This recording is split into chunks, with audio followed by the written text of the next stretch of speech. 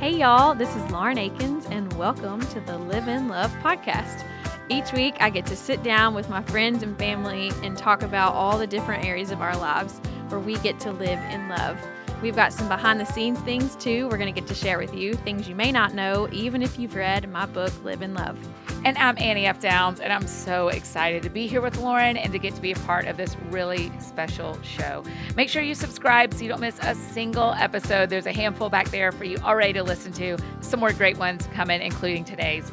If you haven't gotten your copy of Lauren's beautiful book, Live in Love, the paperback edition is new and it's out now. And believe me, you want a copy. You can pick up your paperback copy of Live in Love at your favorite local bookstore or wherever you love to buy books.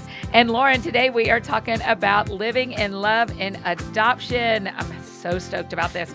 Who is joining us for this conversation? So today we get to sit down with two actual angels on earth. First being my sweet mom, Lisa, and the other being one of my best friends and mentors, Suzanne Mayernick, to talk about what it's like to live in love in adoption. All right, Lauren, let's talk about adoption. Let's do it. Okay, who is here with us? Start there. Okay, so today we have my mom, also known as Lisa. Hello. She's here today. And then one of my very best friends and mentors, Suzanne. Hi. And we're going to talk through just life with adoption. I really want Mom and Suzanne to kind of share their specific stories on adoption as briefly or not brief as you want. I think it would be really good just to hear y'all's background of why adoption is such a part of your life and anything else you want to say. Cool. Mom, take it away. Okay, so I was adopted basically really, really early on. Like I think my parents got me like when I was 17 days old. Wow. They couldn't have children, so they wanted to do adoption. And I remember my mom set me down and was telling me, I think I was like 7 maybe, and she set me down in her bedroom and I could see outside and it was summertime and the pool was out there and she was like, I want to talk to you about you were adopted, and she had a book on it and wanted to just tell me everything about it. And I kept thinking, I really just want to go out there and go swimming. And yeah.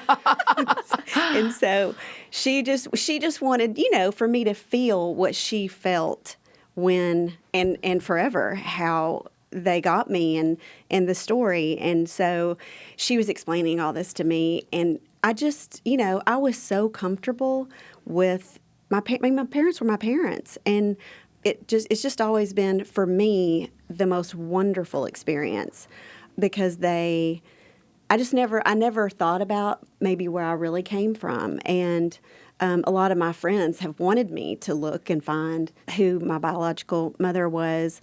And I would be interested in doing that probably if my parents had just, it's just such a wonderful experience with my parents. So I knew early on that I was adopted, but it was just a great, great experience. And my mom's still here. My dad's not here anymore, but he died maybe 23 years ago. Oh, wow. But just wonderful life and the sweetest parents ever. And The best grandparents ever. Yeah.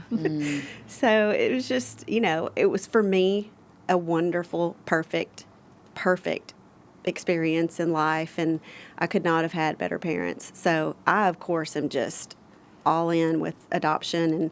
And I think with my kids and Lauren growing up, like they just always knew that I was adopted, and we talked about it openly. And so I think that was kind of something that was probably planted in her mind and heart a little bit as she was growing up. And I was a social work major. So I was always one of those people that was like all about life and loving everybody, but just love people. And Lauren's the same way. Suzanne's exactly the same way. And so I think this was all just meant to happen and everything to come together the way it did. But I just have the most wonderful experience with adoption. Lauren, do you ever wonder about your birth grandmother? I started to when I got older just because of the fact that there was a mom and a dad out there somewhere that made my mom. And I'm curious to know what they're like because if you meet my mom, she's like me and Suzanne always tell people that anytime we're around Dad and Mom, constantly Dad is like, Lisa, what's it like? Tell us what's it like to have your brain just with rainbows and butterflies flying around all day long. Your world is just perfect. He's like, what is it like to be that person? But it's so true. She's just sunshine everywhere she goes. Yeah. And so I just sweet. really, I think it would be so interesting to see what her biological parents are like. I mean, my grandmother is like one of the most incredible women I've ever met in my life. And like some of her attributes, like we've picked up and we've learned from her. And my mom definitely models who she is after my grandmother, who we call Mimi. And I do the same. And I'm very, very close to her and was very close to Granddaddy, her husband. But I always wonder, like, what did she get from her biological family? Or, like, does she have siblings? Or, like, do we have cousins out there that, like, if we saw them walking down the street, we'd be like, whoa, we look a lot alike. You don't have any more space on vacation. That's right. No, we definitely don't. But there are things that my grandmother, if you saw her, she's 88. Sorry, Mimi, if you're listening and you didn't want me to say that. But she's, like, the hottest grandmother that ever existed. And my friends are like, dang, y'all got some good genes. And I'm like, nope. We don't get those genes. We didn't get to pick those up. We just get to watch her live them out. But yeah, Lisa, it makes me wonder how much of you that Lauren is describing is nature versus nurture. Oh, that would be so interesting. Now, I have wondered that type of thing. Like, I would love to have a piece of paper that said all the different characteristics. Now, I do know one thing that I think is very interesting. On my adoption papers, it said that my mom had, it said something about her characteristics, my biological mother's characteristics, or her interests. And I love football, and I'm so happy being a girl. But if I could play football, like if I were a guy, I would love to play football. I love to watch it. And that was one of her things. And I thought back in '67, like, I don't know that a lot of girls would have said, I love football. So that's kind of, I think that is interesting. And wasn't she shorter and had red hair? They said one of them had red hair. I think she Which may I guess have. red hair and like blonde and fair is not that far off base, but shorter does not feel like it should ever be in the vocabulary to describe you. That's You're so tall. That's me. Yeah, that's right. Switched at birth. I just think that's fascinating to think all these things that Lauren loves about you and that everyone said. I mean, we ran into each other at the grocery store a few weeks ago, and I was like, she lights up the grocery store even with a mask on. Right? She and does. So, but then if you're saying Mimi's like that too, I think it's such a good reminder that anyone you bring in your family can pick up the traits Absolutely. of your family.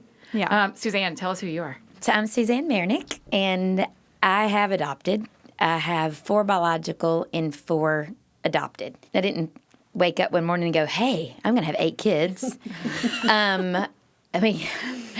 But what I have learned is that there's God's plan and then there's my plan, and my plan really doesn't count. And when Mike and I first got married, we did, I'm one of 4, he's one of 3, and so we thought, well, maybe we'll have 3 or 4 children. And when I went from 3 to 4 children, I was completely overwhelmed with life, with laundry, with cooking, with nursing, getting some to school, some were home, temper tantrums. I mean, I was completely overwhelmed, and I spent a lot of mornings and afternoons just sitting in my kitchen crying with children all around me. It was very difficult. But at that point, I think I really started thinking, I cannot do this alone. And so I really started leaning in to just spending time with the Lord and asking Him to give me what I needed for each day. And I continued to read, you only need enough manna for a day.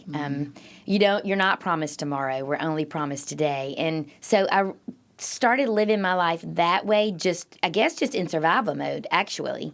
And shortly after my 4th child was born, I was sitting in church one day and I heard the Lord say, I have a child for you.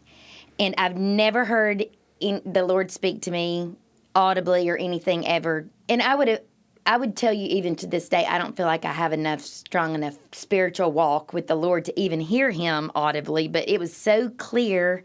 I heard, I have a child for you. And this little boy in church kept turning around and smiling at me. And You're like, am I supposed to take that one? That's exactly what I thought. I'm like, He's an African-American little boy, and he was sitting on a row with all white people.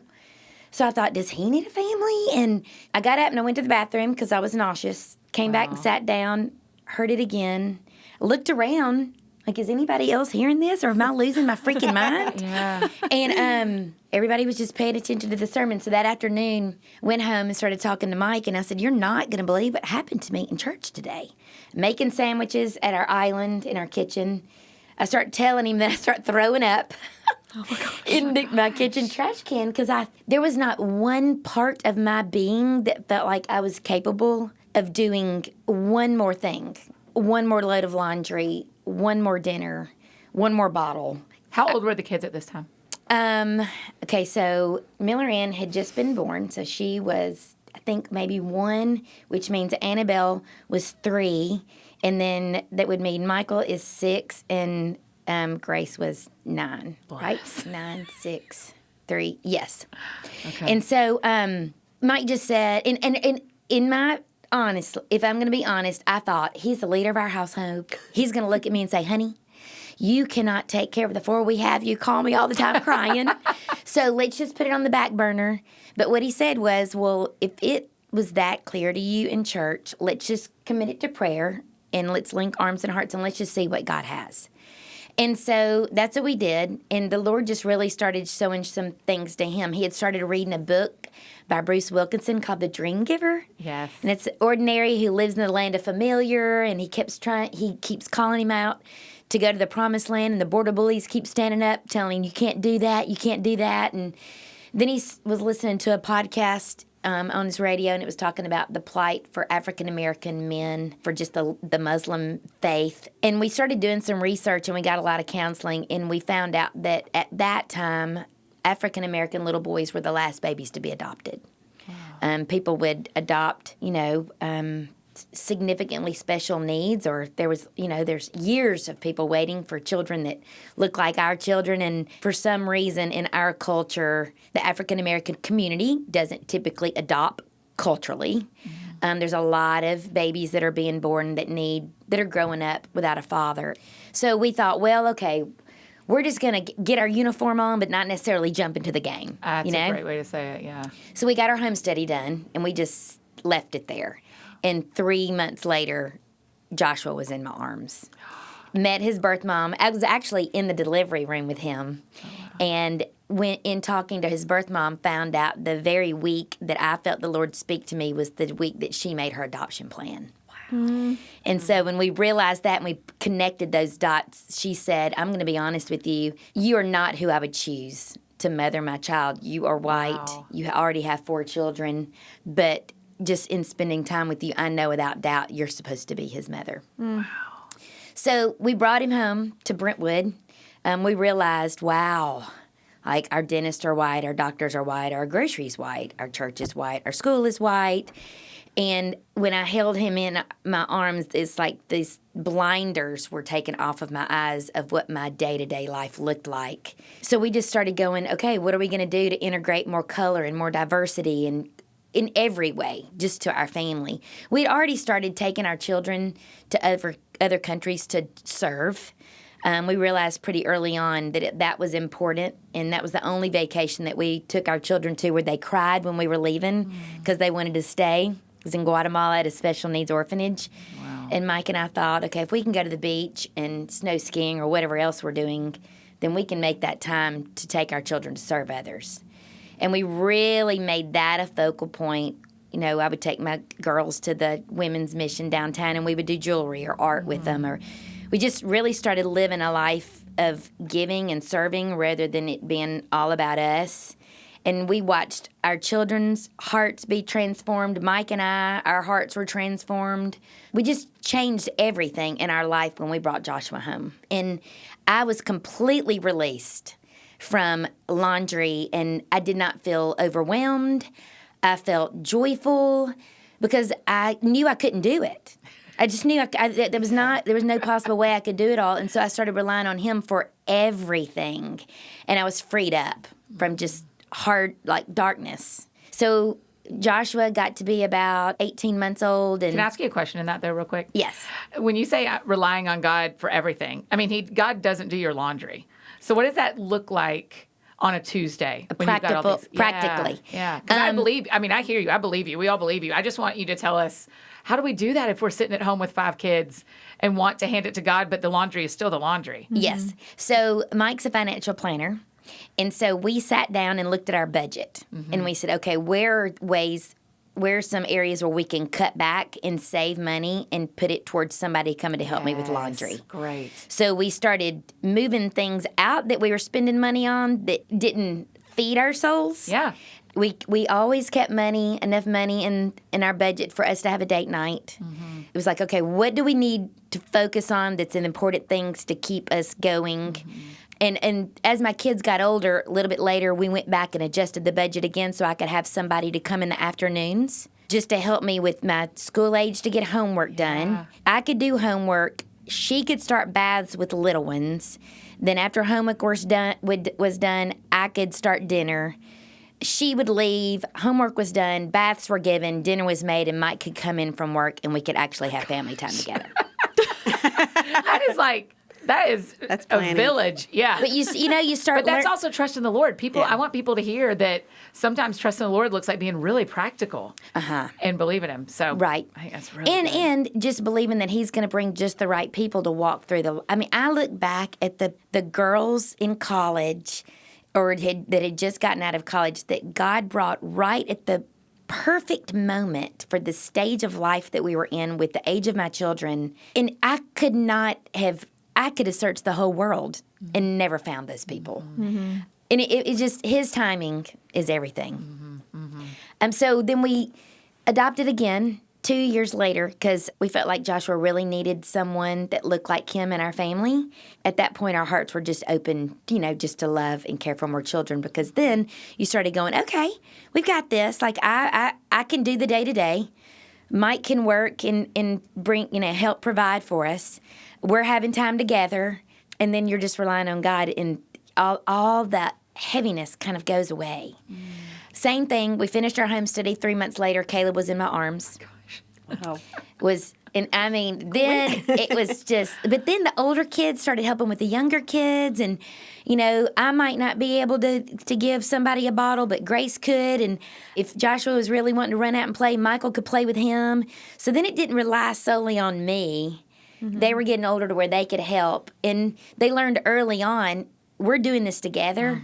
It's not, hey, Mom, can you do this and that? It's teamwork, and how can we pitch in to all help each other? So when you start serving each other in your home, it makes it a lot easier to serve your friends and strangers that you don't know. Ooh. Or that's what I've seen with my children. Yeah. There's not a lot of time to argue because you're so busy helping and serving each other.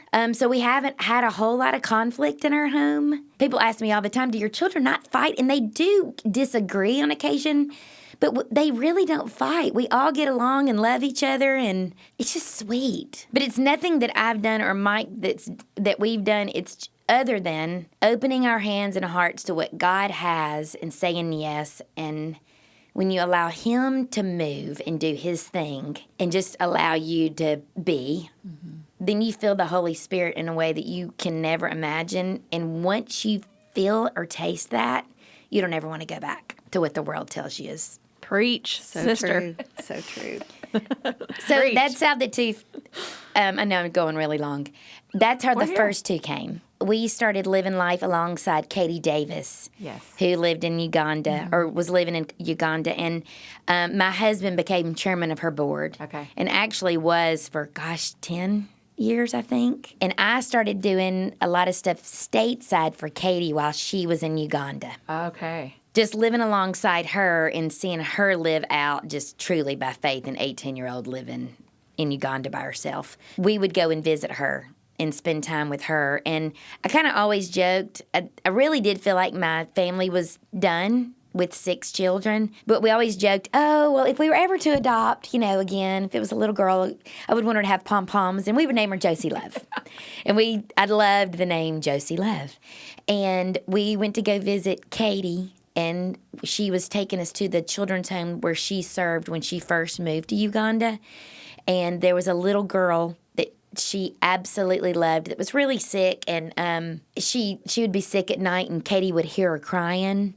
And so she would go down and get her out of her bed and give her bananas or Gatorade or give her Tylenol if she was running a fever.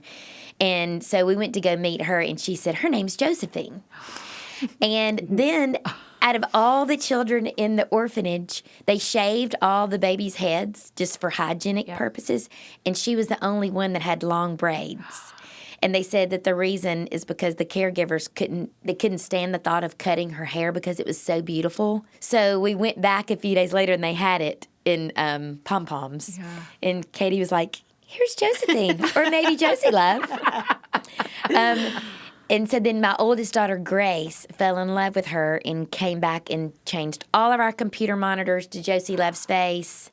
She put notes all over our refrigerator and our windows and our mirrors in our bathrooms of, Josephine is supposed to be a Mayernick. She just was bound and determined. So we started praying about that, really started praying for her another family because we felt like we were full. And Grace looked at me one day and I said, Grace, Josephine is 3.5 and she's not walking and she's not talking and there's some significant delays. And, we've got 6 kids. And the reality is I really do think that we need to pray for her a family that can give her their undivided attention, and was trying to really look at it logically and practically. And Grace said, so if she was perfect and quote-unquote normal mom, does that mean that you would adopt her, yet you're worried, that we couldn't do it? And so I sat there, and I had a check in my spirit of, okay, so maybe in my flesh, I feel like we can't do it, but okay, God, what is it that you have, not me, once again? Because, you're real quick to revert back For sure. So we ended up going and getting her, and when we got there, we did a routine medical exam, and they told us that she was HIV positive and had malaria and tested positive for tuberculosis. Oh, my gosh.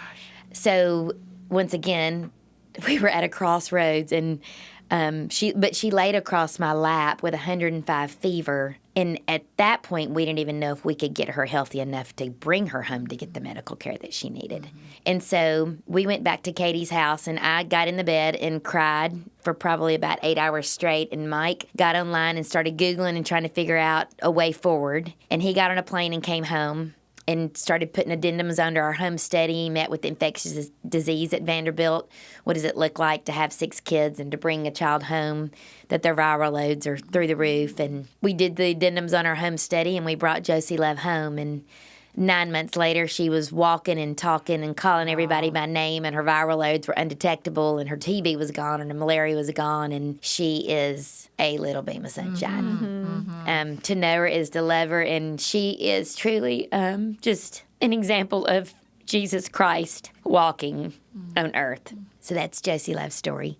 And then several years later, we were in Honduras serving as a family. And Mike, we met a teenage girl. She was 18, and she had grown up in the children's home in Honduras. And Mike started talking to her, and he said, well, where are you going to go? And she said, well, I'm going to live with a friend. And he said, well, where's your friend live? Well, I'm not sure. How are you going to eat? I'm not sure. So Mike really just felt like the Lord was telling him we need to help this young lady. And so that night, our family met together in our hotel room in Honduras, and Mike said, we really want to help. Your mom and I have talked, and we really want to help Tuta. First of all, we want to make sure that y'all are okay with it, that we all agree as a family this is something that we need to do. We want to pray about it. And if you guys have a peace about it, I want to know one thing that you're all willing to give up, to where the money that we would spend on that can go towards helping her.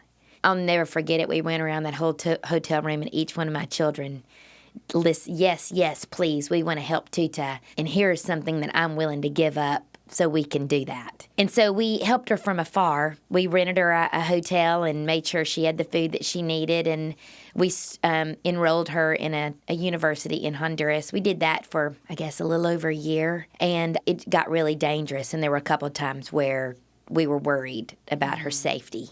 So we filled out the paperwork that we needed to fill out to get her to America, and she moved here, I guess, 7 years ago. And I started at Lipscomb University, and she's actually going to be a college graduate in May.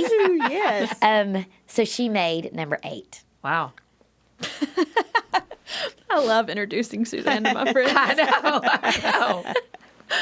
know. That's so good. I hear, I mean, obviously I've heard Mom's story my whole life, but hearing both of these stories, it never gets old to me. I feel like I still get choked up just thinking about just the beauty in all of it. And then now getting to experience it myself with Willa Gray is like just what Suzanne said. I feel like walking through adoption and being a product of an adopted family, a healthy product of an adopted family, you can't experience, in my opinion, you can't experience all of that and go through all of it without Jesus and without knowing Jesus and following whatever is the next step in your life, but just being open to what he has for you. Because there were moments in our adoption that I felt like the doors were just slammed shut in front of us, and I didn't think I was going to make it through. And there were days that I was really angry at the situation I was in, and I remember texting my girlfriends every single prayer request. And even if it was just like, I feel really defeated today, like to the point where I remember one day texting my girlfriend saying, I don't even have the strength or the want to get on my knees and pray. Like, I'm so defeated and I'm angry and I feel hopeless. And What kind of things were going wrong? It was a lot. So when we started our adoption process with Willa Gray, we didn't have any kids. Willa Gray is our first. Well, through the adoption, I got pregnant. Yay! And Ada James, she's the one I was pregnant with. I cannot imagine life without her being as close in age to Willa Gray as she is. But in the moment, getting pregnant with her was very, very hard for me. I am horribly sick through my pregnancies. And being in Uganda, being really, really sick, and traveling in a car on dirt roads to meet with officials and try to get this paperwork through, and doing it in the right way, I think should be emphasized, because I think there are temptations to where you can slide somebody 100 or do these things to try to make things go through. And in those moments, I was like, what can we do to make this work out? But every time I would be like, that's not the way that it is. I have to trust that the Lord is going to pull us through this because he promised me that he would. Thomas Rhett was touring, and so he wasn't able to be with me through most of it. And so my marriage was in shambles. I didn't like my husband. I didn't like myself. I didn't like the body I was in. I didn't like anybody in Uganda on the officials side of things, because I felt like everybody was just telling us, no, you can't do this. Or, oh, it's going to take 6 more weeks. Or, yeah, come back tomorrow. And then we would go back tomorrow and they'd be like, oh, we lost the paperwork. Can you get it again? And it was just like, what am I doing here? And watching my child, I wanted so badly to be in my home with my family, with my husband, with my child. And it just wasn't working. It was a little over a year, the process, and I will never forget the moment, that I had to leave Willa Gray because I got so pregnant that my doctor was like, you really have to come home because you really shouldn't be traveling anymore. And the flight to Uganda home is like 24 hours on a plane total. I mean, once you're doing all the connections. Going into my 3rd trimester, flying home, being so sick. It was just a lot at once, and not to mention my marriage was not in a good place.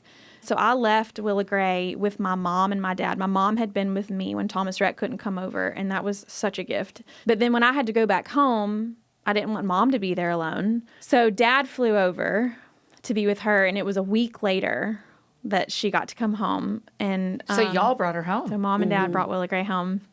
And honestly, it was really hard for me to swallow that pill, because I was like, why, God? She had done all the work. She had done all of the work. I just wanted to get to bring my baby home. But looking back, I realize now that I was able to come home. I was able to kind of have a week to, first of all, get over jet lag, being really pregnant. Secondly, I was able to just enjoy being at my home before chaos hit. And then it was like time where Thomas Rhett and I got to kind of try to work through some of this before we had kids in the house. And we started to work through some of the things. We went through some intense counseling after that, but it was good. I think the Lord obviously knew that I needed just a little bit of a break.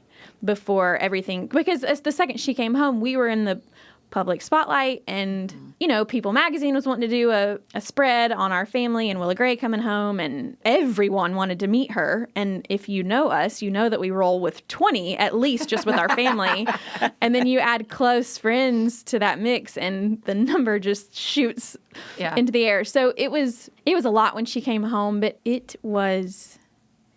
I can't even explain to you when she came home, it was like everything that I went through and everything we went through as a family, mom included, Thomas Rhett, our close friends and family, as hard as it was beyond worth it, because I have this angel. I'm honestly still not convinced that she's not an angel.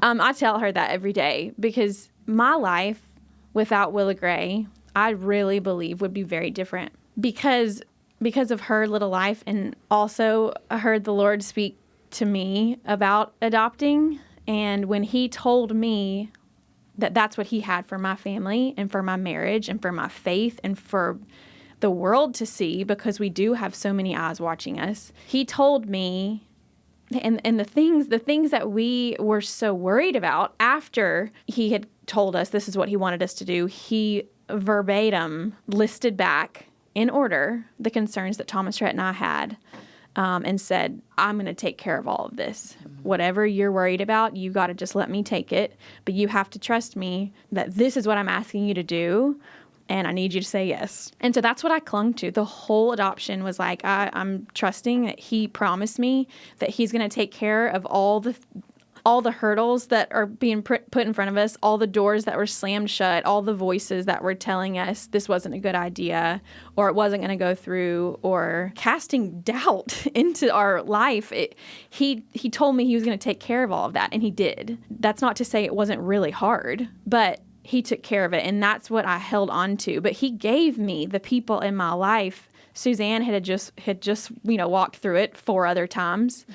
And she got to be in Uganda with me some, just with the work that she does. And then with my mom, who is like also not convinced that she's not an angel, was with me, helping me with Willa Gray. And I had people speaking truth into my life. And that is such a huge, I know we talk about that a lot, but speaking truth into my life is what I think everybody has to have, a community that knows truth and speaks that into you. Because if I didn't have that, I would have crumbled. So I think he gave me my community. That was also a lifeline that he provided for me, or the people around me to hold me up and pray for me when I didn't want to or felt like I couldn't pray, or encourage me when I felt hopeless, or mom to physically take care of Willa Gray while I was throwing up in the bathroom. I mean, it was just...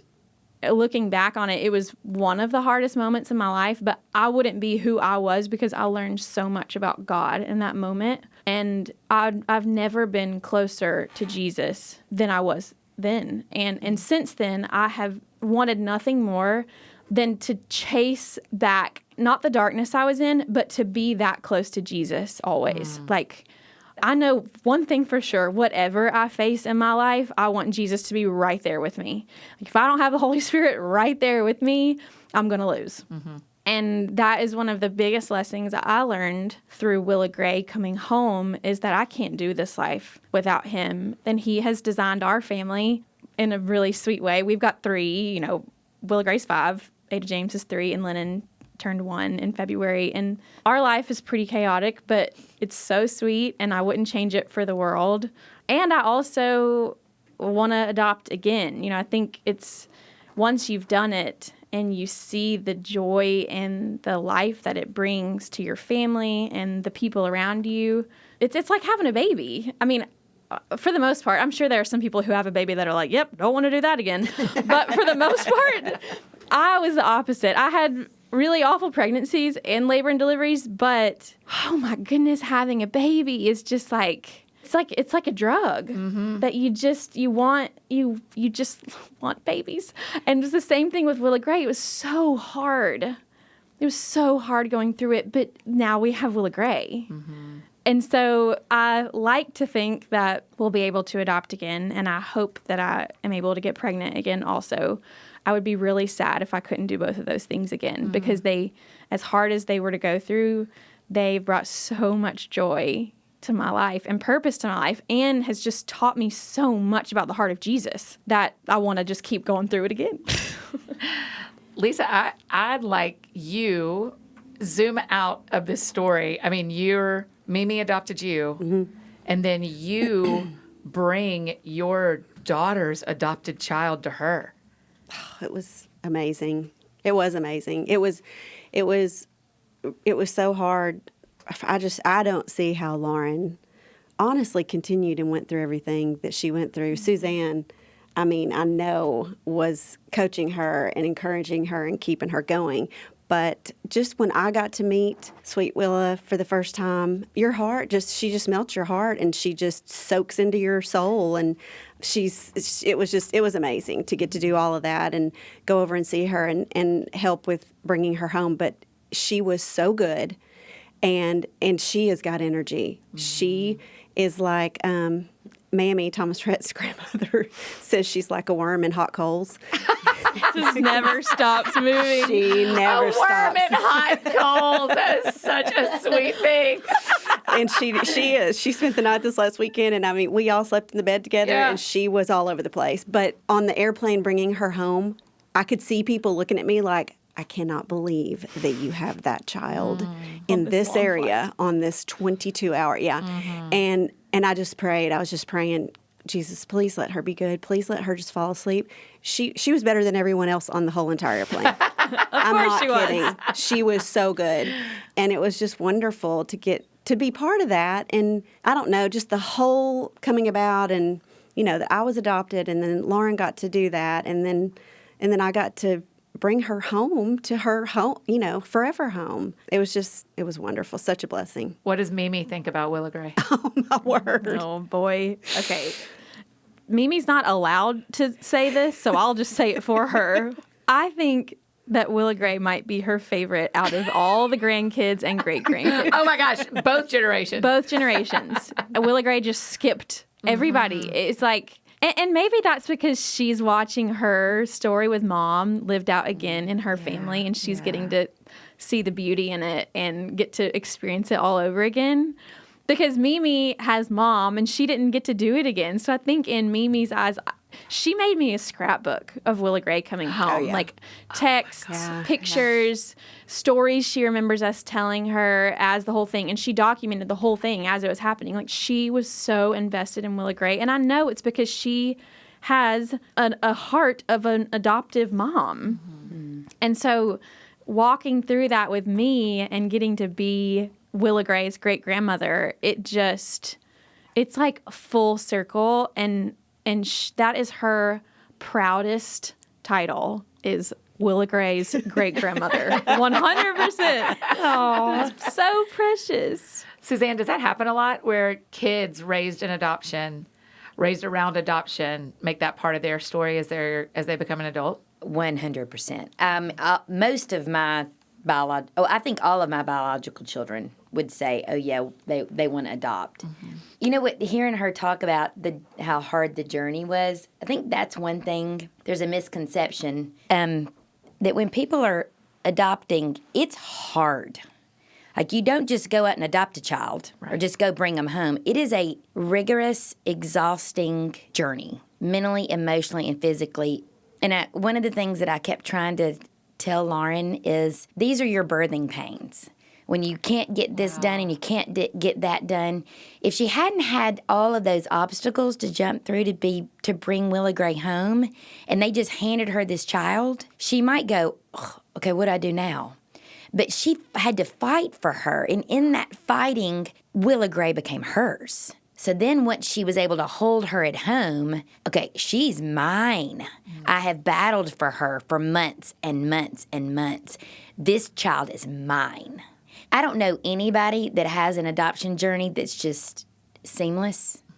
And so in that journey, those babies become yours. And I just think that's God's way. That's the way He ordains it all to come together. So truly, when you get them in your arms, you go, oh, yeah, this child is mine. Mm-hmm. Because you fought so hard for them. It's so good. It's sweet. So true. Okay, so Lauren, when you hear Suzanne say that adoption is hard, what's been hard about this for you, particularly with Willa Gray being from Africa? Because I think that's a huge part of what people struggle with, especially as white. And the reverse. I have a girlfriend who just recently adopted, and she is a black woman who adopted a white baby. And so I think that those fears, no matter which way you look at it, it feels scary because it is different, right, Suzanne? I mean, it is different when you... Because here's the thing. When Mom was walking through the grocery store with Mimi growing up, people didn't take a second look. They were like, oh, there's a white kid. I mean, people thought you had her genes. With a white mom. Yeah, right, genes, right, yeah. right. But when Suzanne walks through the grocery store with her kids, or when I walk through the grocery store with Willa Gray, we do get looked at. And people are like, what? What's going on here? And I will say, my experience is, I'll speak for you here, but my experience is different than Suzanne's in the way that I think that the way our family looks is widely, for the most part, accepted now. I think when she was going through it, it was a little bit different. Now you see it more often, and so it's not as crazy. But when Suzanne was going through it, it was a different experience, and I would say a lot harder.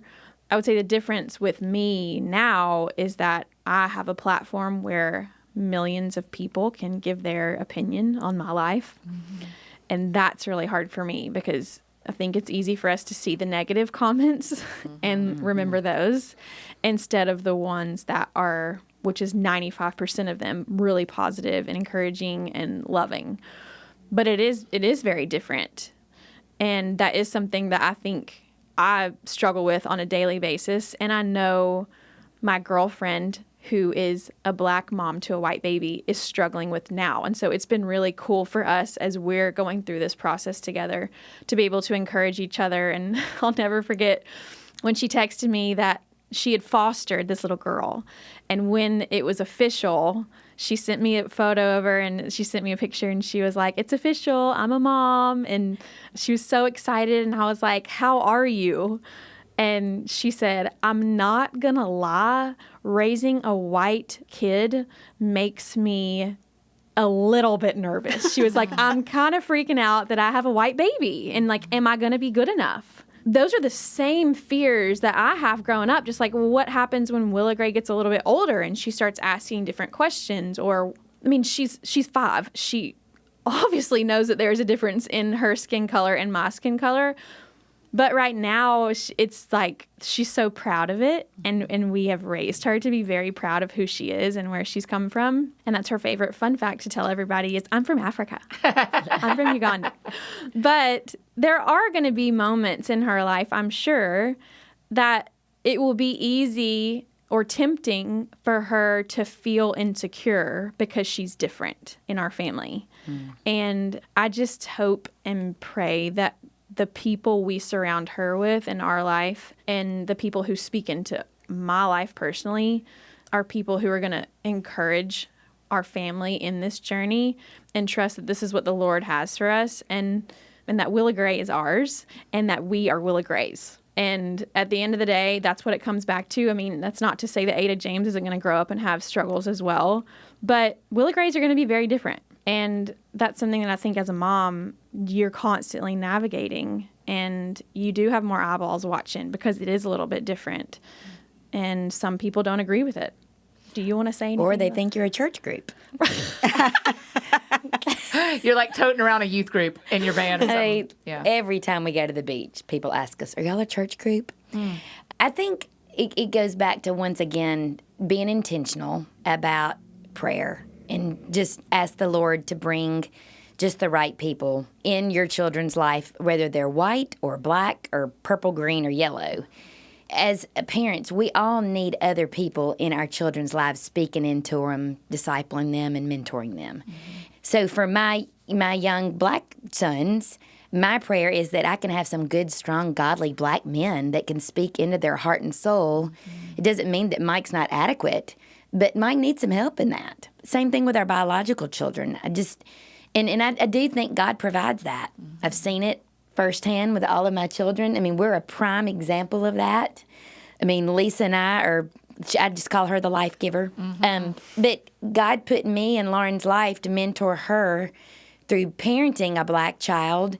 But then she has Lisa to parent her just about what it feels like to be adopted. Mm-hmm. So God does his thing. You just have to hold on to the reins and That's good. Ride the So wave. true.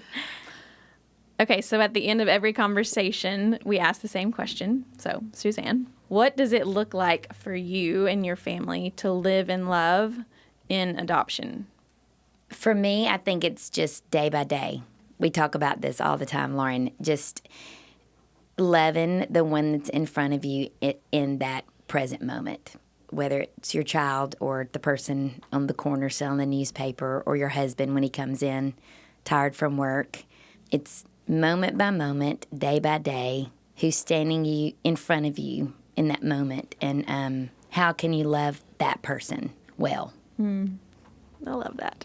Mom, what does it look like for you to each day live in love in adoption? Well, it's just pretty perfect because I keep saying that, but my adoption parents are so wonderful, and I had the greatest life with my parents, and I don't know, love was always in our family, and it always has been.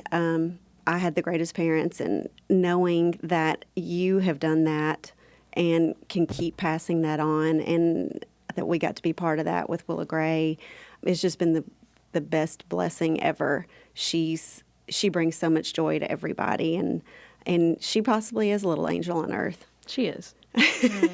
She is. Love is everything.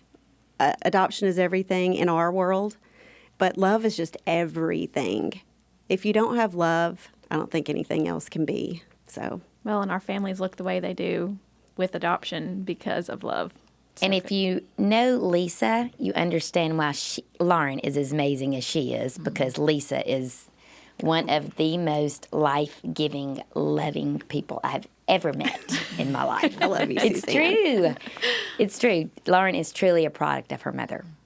Okay, so Lauren, as I always do, it's your turn. What does it look like for you to live in love in adoption? I think adoption has become one of the themes of our family in the same way love is a theme of our family. And so to me, they do just go hand in hand. It has grown more love in our family through adoption.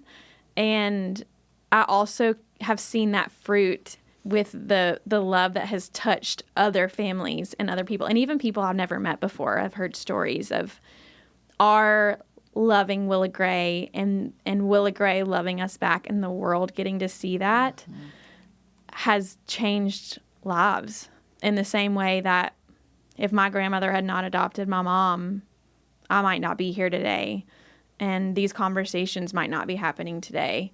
And my mom wouldn't have had the life that she had if my grandparents had not adopted her. And then with Suzanne, if she had not adopted her 4 adopted kids, Suzanne would not be the Suzanne that she is. And I think living in adoption is one of the greatest ways that we can make the name of Jesus greater. Because I believe, I'll say this again, but throughout our adoption stories, the heart of Jesus is just threaded through that whole thing. And to me, that is just the most important part of it all and the fun of it all. So it's a huge part of our life, and I'm so grateful that it is. Thank y'all so much for listening. I love getting to share these conversations with you. And if you love this episode, please rate it, review it, and share it with your friends. And just a reminder, you can pick up your copy of the paperback edition of Live in Love that's available now. And I hope you'll join us for our next episode of the Live in Love podcast, where we'll be talking about what it means to live in love today.